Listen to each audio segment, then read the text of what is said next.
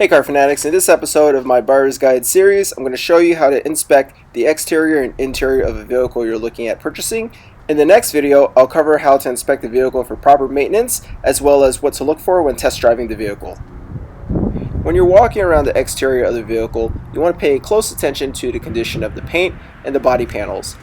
You want to make sure that the condition of the paint, the body panels, and the panel gaps are all consistent throughout the vehicle. Pay extra attention to the front end. If the front end of the vehicle looks too clean for its age and its mileage, it could be an indication that the vehicle was in some type of accident or had the front end resprayed at some point. Another way to see if a vehicle has had any bodywork done is to check it out for the original stickers. When you open the doors, you should find the original stickers on the door sills.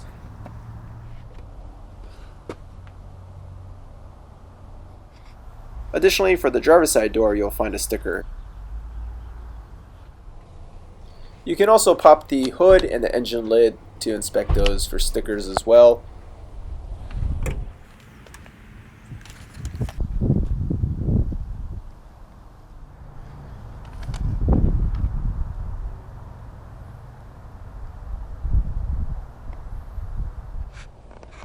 After inspecting the body of the vehicle, inspect the windshield to make sure it's in good shape. You're looking for cracks, chips, deep pitting.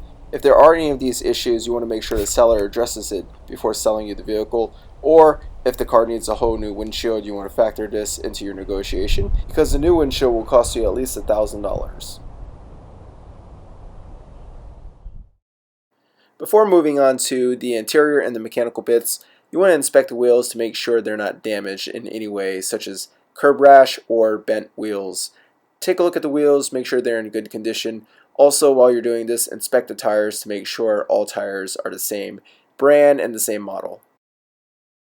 When seeing how much tread is left on the tires, don't just measure the tread available on the outside, but also on the inside. 911s tend to have aggressive cambers, so the inside of the tires wear out much quicker.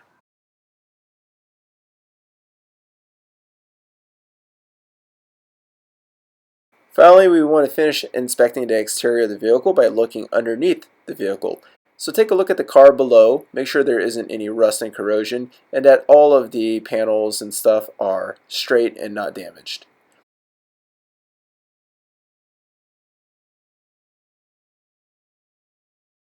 You also want to inspect underneath the engine to make sure there aren't any damage to the major engine components, nor are there any leaking fluids.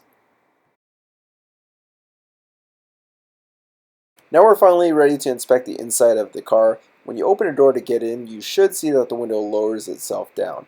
This is a feature to prevent the seals from wearing out prematurely.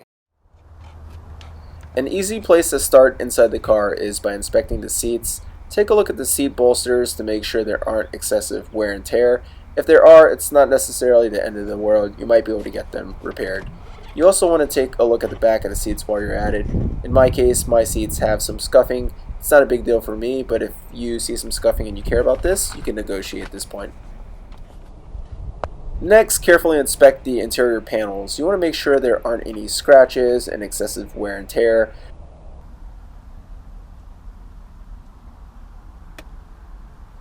When inspecting a car, take a close look at the black rubberized coating. This coating typically scratches pretty easily.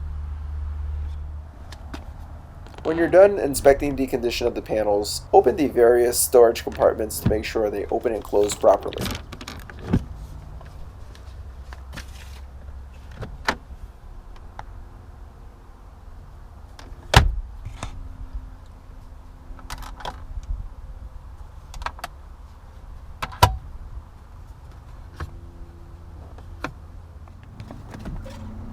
Even though you'll probably never spend time sitting in the back seats, you want to inspect the back seats as well.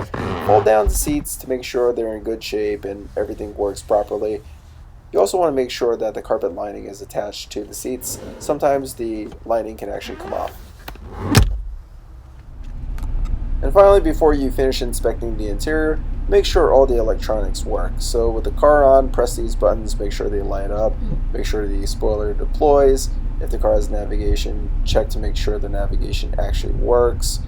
This is also a good opportunity to see how comfortable the car is. So test the heated seats or ventilated seats if the car has those options. You could also test the AC and the heater.